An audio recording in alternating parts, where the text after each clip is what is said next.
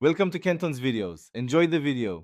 You start by assessing the stain and preparing targeted supplies.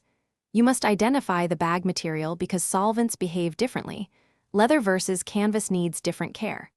Once done, test your chosen solvent. Use a cotton swab on a hidden seam for 10-30 seconds and wait to confirm no discoloration.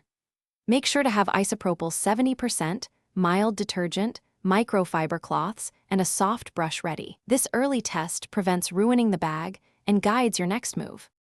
You now remove excess and lift the stain without driving paint deeper. First, scrape away thick paint gently with a dull edge. Do not smear. Then apply solvent sparingly using a cotton swab, working from the paint edge toward the center to isolate the stain. Blot, don't rub. Once lifting occurs, neutralize the solvent by dabbing a mild detergent solution, rinse with a damp cloth, and pat the area dry. This sequence minimizes spread and protects the bag's finish. You finish by restoring the bag and handling stubborn residue correctly. Once the stain lightens, condition leather or apply a fabric protector to nylon or canvas to restore texture and color. This prevents cracking and watermarks. If remnants persist, repeat the targeted solvent and blot routine up to 2 more times, making sure to retest the area each cycle.